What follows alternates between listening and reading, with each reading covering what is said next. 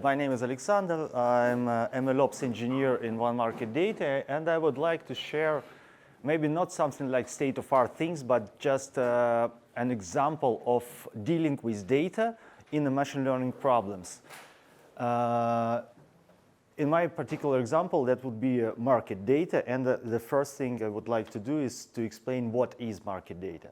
So that's market data is any data that shows up how the market acts when the stock exchanges and traders are interact and what they sell, buy, how, and etc. The main thing is the order book. When some particular person, like trader or broker or anyone, would like to buy something or to sell something, and they just like publish, I want to sell this amount of shares of any financial instrument by this price. And the order book is ordered by price, so we could see what particular prices are currently active in the market. And the most important part of this is the codes or top of book or best bid offer or any other name. There is a lot of names for similar things in market data, unfortunately. It's a best price for selling and for buying some particular instruments. They are mostly posted together. I will show it up a little bit later, but that's like a top of the order book.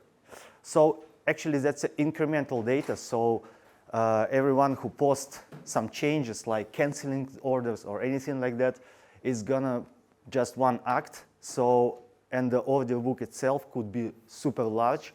So sometimes we just preserve snapshots to make a computation a little more faster. And the other thing is actual trades when somebody, you cannot see maybe these letters, like these two persons are agree in one price.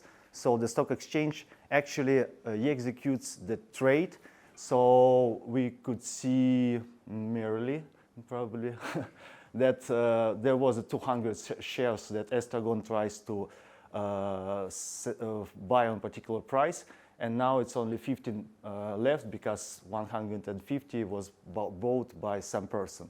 Each of these trades actually goes inside some table, which we call trades, of course. And it accumulates during the day. And yeah, that's it. That's three simple things that we collect in OneMarketData and use, but with many additional flags and additional information on each actual event. Who use the market data? Quantitative analysts, we call them quants. Compliance officers are trying to find some malicious behavior on the market. Portfolio managers and traders, people who actually trade on the market. And of course, researchers and data scientists trying to figure out something new for us. What for does it use? People use, of course, for trading, for actually testing the backtesting strategy of trading when you are running some particular automated trading things on the historical data. To improve the execution quality, because just to ask like I want to sell this amount of shares sometimes leads to changing the market, so you could execute the trades partially and then you are selling in the higher price. Regulatory and compliance, of course, to prove that customer received the good quality of execution. And trade surveillance, of course, to search for malicious behavior, because there is a lot of techniques to somehow manipulate the market. And market prediction and forecasting, that's crucial part when the machine learning actual takes play. Next price movement. We are still skeptical about this. This is maybe the most golden part, but sorry, that's not working this way. But predicting the volume, predicting the volatility can really improve the execution quality when you know how much of the shares will be traded during the next 10 minutes or next day. It could help you to execute it better. That's it. In OneMarketData, we use our custom database called OneTick, and it's especially designed for time series data, market data. And some pre-assumption we have on this data leads to extreme performance on this data. And I will explain it in a couple of examples a little bit later. Also worth to mention, there is a OneTick library which we built because in OneTick, these pre-assumptions on the market data leads to a special query language. It's not like relational database. It's really optimized for specific data. So the special query language is something really hard to learn from the scratch. So we build up Python API, which really mimics the pandas-like syntax. So for the data scientists, it's really easy to start working with that. But if you want more details, there is a QR code on the documentation of OneTick, which will show up you some examples how it could be used. And the examples, we can imagine there is a trades coming really fast and codes that are showing up the spread of the price, like difference between selling and buying options we have. And sometimes we need to combine it. If you could see, this is 1 second, like almost 1,000, more than 1,000 events during the 1 second of trading one particular symbol share in one particular stock exchange. And you could imagine how it could be impossible to join these tables in their relational databases. Even if it's well indexed, still it's a problem to do. But if you are familiar with algorithms, you could imagine a simple algo with 2 pointers to join this table by the timestamp they have.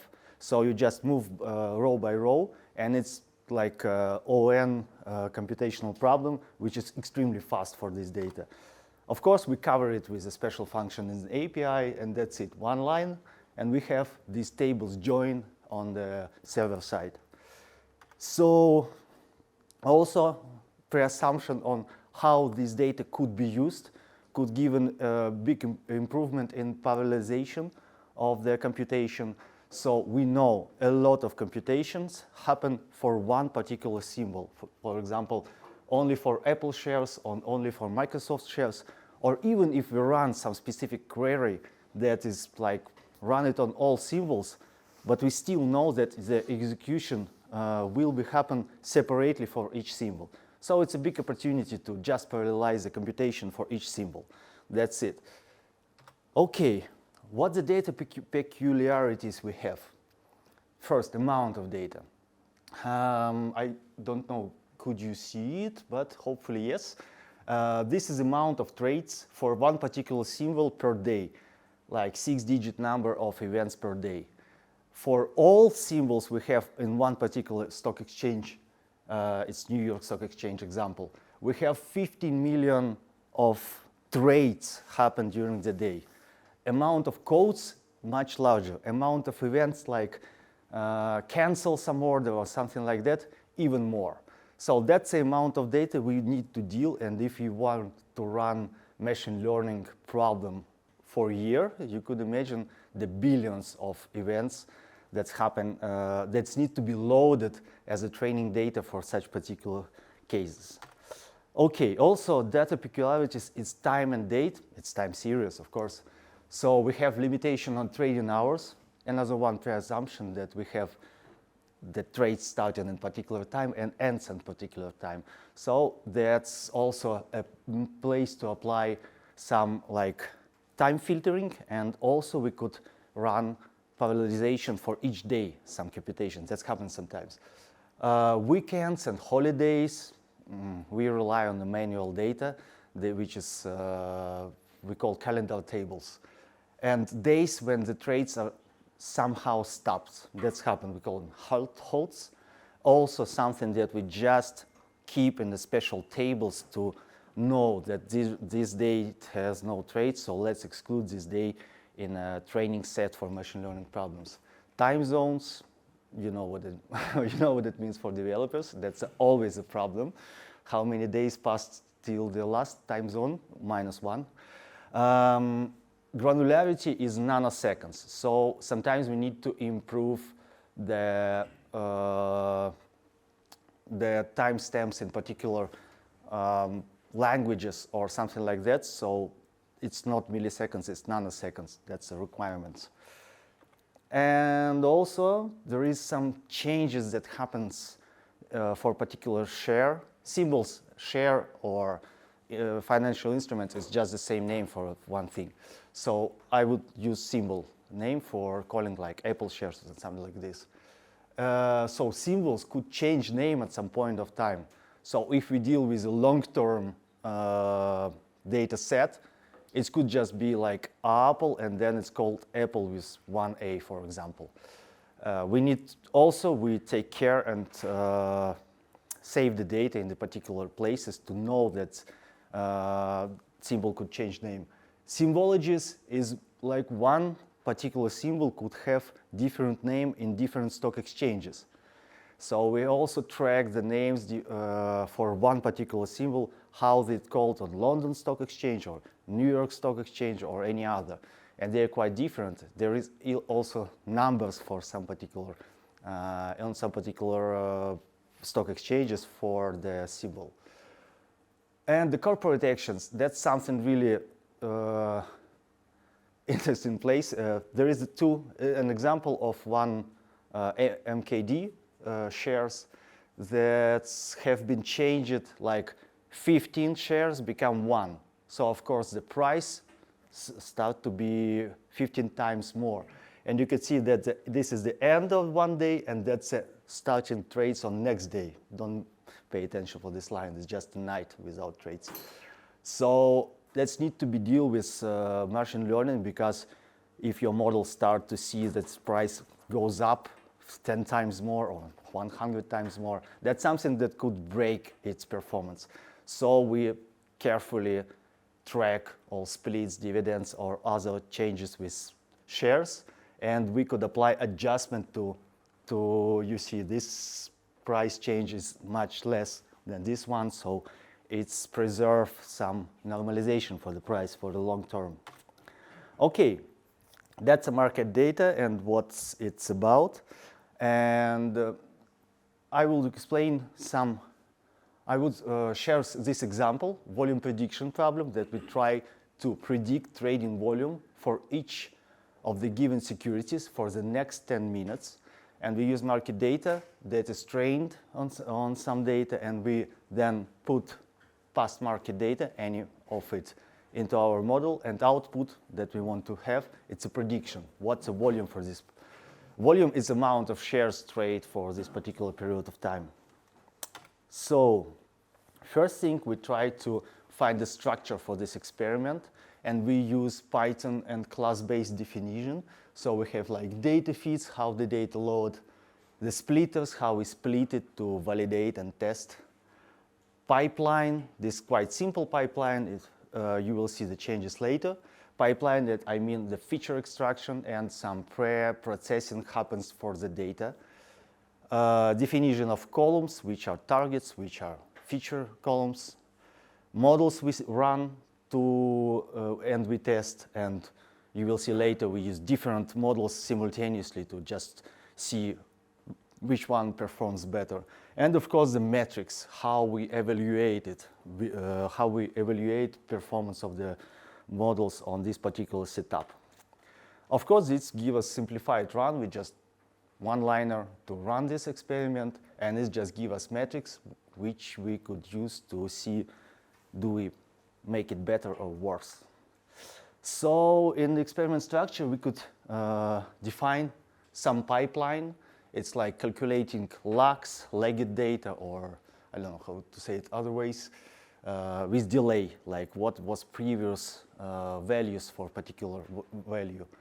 And some expression operators, some like making symbol names to be a numbers, or anything like a pipeline of preprocessing data. And then we could just like run this experiment, defining different feature columns to see which are exactly makes our model perform better. And you see it's like 3 lines of code and then we have the results, and we can measure MAA, SMAP, or R-squared metrics to see which particular feature actually makes the model perform better. And in this particular case, we see that using the simple number of hours and minutes of this particular 10-minute bucket works much better than if we add VWAP. VWAP is volume weighted average price. Okay, calculating lux, which I mentioned, it's something like we take some volume, and then we make additional columns with delayed data. So when we feed it in a train or on a prediction to the model, we have like one line with some volume, with delayed by this lags. Of course, this computation needs to be run for a particular symbol separately. That's the way where OneTick is good to run parallelized computation for each symbol and to produce a different lagging results for each symbol. That's how the volume data actually looks like. And you see there is a strong periodicity. Sorry. It's really periodical data, and if we will feed it as is, so our machine learning will learn this periodicity rather than the changes that we are really looking at. So we could prove that there is periodicity by partial autocorrelation computation, and you see these lags here are really strong. So how to remove it? We tried different approaches, but we stopped on the intraday averaging, and it's when for a particular 10 minutes bucket, for example, from 10 a.m. till the 10 a.m., we calculate the average value for this bucket for the last 20 days, for example, and then we subtract this from the actual value. Let's make it, you could see on this graph, so it's have no really periodicity, and the partial autocorrelation shows up again that it's quite flat. So that's it. Now we can feed this data to machine learning model. After some experiment, we choose the processing pipeline, which looks like computation for the lags, computation of intraday average preprocessing for this, HHMM, and also applying logarithm for this data shows good metrics afterwards. Also, what we run and what we combine in this experiment is hyperparameter optimization. So we define the Python code with particular models like LGBM, XGB, CatBoost regressor. Also, of course, we use cross-validation to see how this model reacts on a particular fault of the data. And it's our experiment, after we define this way, is running parallelized in array cluster each of the training task. So later we could just, it's merely, you could see, this is the name of the models which used a particular architecture and time which does it run, and of course the scoring and the parameters that is used from the grid to see which parameters and which model are really performs good. So after some, and another thing, of course, it's like a top of the problems is define not only just search hyperparameters or preprocessing pipelines, but how actually we will use model. And there was a split in two different directions. Like we could train model for acting on a particular symbol, like Apple shares, and use it for this particular symbol. Or we could run training models, we could train model on all of the symbols. And then we could apply for a particular symbol this model. And actually, these two approaches, the red one is approach with multimodal, I suppose, and the green one is a single symbol models. They perform actually almost the same. The metrics are almost the same. And this was like the result that was questionable. But if we think about deployment and management and monitoring models, of course, if we have one model for any symbol, it's much more better and easier to maintain. So that's what we came to, the results.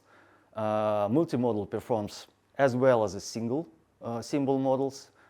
It's easier to apply, to manage, to deploy, to maintain. But also multi-symbol works for the symbols, for unknown symbols that it hasn't seen before. So if some new symbol comes to the stock exchange, we can apply this model and it's performed nice. So we stopped on this. Actually, the research on top of this problem contains much more information that doesn't fit the 25 minutes, sorry. But if you scan this QR code, you will get the papers that we published on Medium that explain it in each details, all details, step by step, all the metrics, all the computation, all the challenges that we met during this problem. And the last thing to mention is MLOps architecture for this and what's the environment we built. So it's just a couple of tools. All of these are open source tools, so you could use it by your own, download and install it. Of course, something like a multi-user environment to start the research for our data scientists. Jupyter Hub, the easiest solution, the most popular, and it works just fine. We use a Dockerized solution to isolate the environment. So if some data scientist would rely on different versions of packages, it's isolated. It's really convenient. To track the experiment, we use MLflow, also easy to install and to maintain. Each row is one run of training for the models, and each run is containing all the parameters used, the names of the models, the weights of the model, all the initialization config for the models. And what we really like that MLflow gives us ability to preserve the full pre-processing pipeline. So we can reconstruct and rerun any experiment that is tracked by MLflow. This is really convenient to restore some results, to get back to the past and to compare some particular runs. Also worth to mention the array cluster, which is convenient to run in parallelization some computational problem, like hyperparameter optimization could be easily split to the jobs just from the client IDE, like Jupyter Hub. We could just say that this part of computation need to be parallelized on the cluster, and then all the results get back just as is, just like it's a simple function run. For the clients, it's enabled to find the difference, maybe some syntax changes.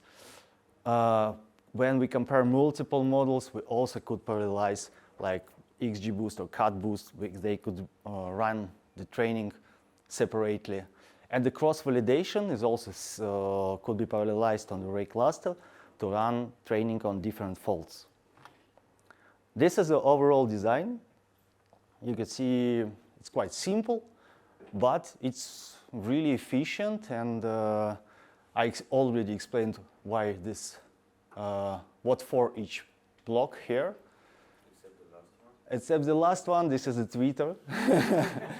It's actually, this experiment is to make an automated bot that posts the result on the Twitter. So yeah, we have this one. That's it. Actually, this is the end. So if you have any questions regarding any parts, yeah, go on. One question.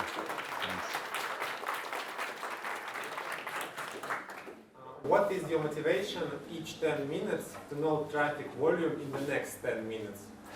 It's useful for executing the actual trades. For example, if one client comes and he said, like, I want to sell 10,000 Apple shares, he will ruin the market because this amount of order just makes the price really lower. Of course, he doesn't want to sell it on a lower price. So if we know each 10 minutes the amount of volume, we could make an order for trades less lower, and we know which amount of volume will not affect the market to make it selling on the same price, almost same price. That's called best execution. One more question. What are symbols in market data? I haven't understood what kind of processing symbols do you mean in your symbols? One symbol is like Apple share, it's a symbol. Or Bitcoin, it's a symbol. Or USD, US dollars, it's a symbol. Trading assets. Yeah. I'd like to know about the price movement changes in market analysis. For example, is it possible to know, for example, in the large time span, what the price will be, for example, in 5 to 10 minutes or in 15 minutes on the market? Well, that's a crucial problem of the trading. Short answer, no. Even if we build a model that's really can predict the market, of course it's a game changer for everyone, and the effect of the game changing will affect the market and make this model obsolete. But the first if is crucial. Actually, it's really hard to predict. It's need to take yeah, it's a supercomputer. So you could imagine if you have a supercomputer that could predict the future, it's game changing not only for the market but the humanity at all. So it's like a philosophical question. Short answer, no. But there is good researchers that could predict not the price after some, but like price movement. Like it's gonna be a little bit higher, and that's it. That's enough to make a trader's trade fine. Yeah? Yeah. I have a question about public events, public news. For example, Tesla symbol has some price, and then Elon Musk says some strange thing publicly, and then it will go up or down. And how do you normalize this? Because this is not repeatable and not predictable events, and you should normalize to not affect prediction by this strange new. Good question, and of course the aggregators of the news with additional analysis like a sensitive analysis, like a good news. It's a good news for price? It's a bad news for price?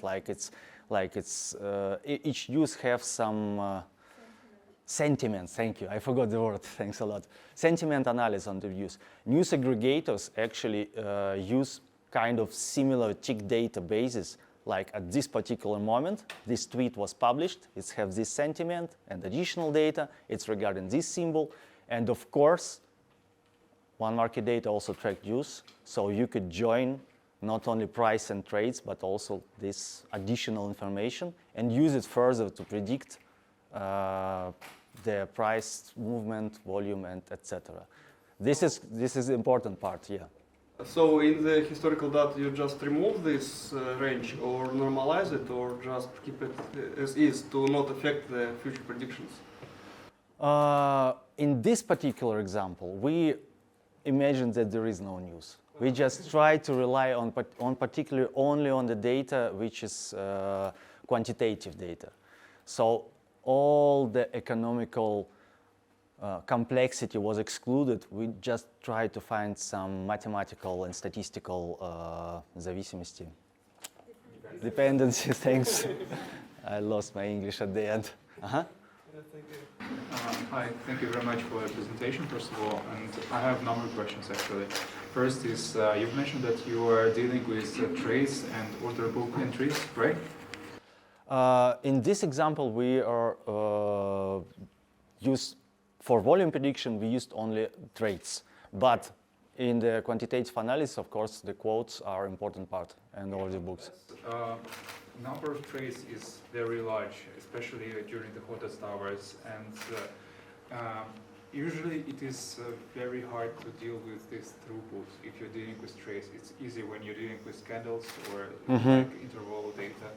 And how do you deal with this large throughput? Are you using these models offline, like train offline, use offline, post the result, the inference data, the result with the sufficient lag after the actual time of the... There is two answers. In the machine learning team, we deal with candles, actually. We deal with buckets, we say it, like 10-minute bucket. Of course, we run some aggregation on top of this amount of data to aggregate and to preserve it, and then we have like 39 buckets per day. It's really easy to maintain, to run for years. Of course, first we aggregate and then cache this data to not make an aggregation each time we try to load data. But it's in a machine learning team. In the teams that are working for surveillance or for other problems like best execution, mostly for the teams who are writing queries that are acting on real-time stream of the data, we totally rely on one-tick capabilities to run pre-compiled query and then put all the ticks through that and then somehow computate some results on top of this. But that's a real-time problem, and machine learning are just like made several steps in this direction. We're still not in the point when the machine learning solutions will be acting on a real-time problem, because it needs to be super fast sometimes. Okay, I still have a lot of questions. I will ask one. Yeah, choose the best one. Make people wait. So you've mentioned that you're predicting, in this particular problem, you're predicting the volume, the future volume that's maybe on the market in the next 10 minutes. Do you predict the balance between the sells and buys in this volume? Because if your client needs to sell 10,000 shares of a particular security, then it is important to him that the volume is very much in his favor, because otherwise he will be on the wave that is selling and he will sell at much lower price. No, we didn't, but thanks for advice. It's an interesting problem to solve, actually. I don't think it's gonna give us some information about the price, but it looks like it must. But it's interesting. Yeah, I'm curious. Thanks.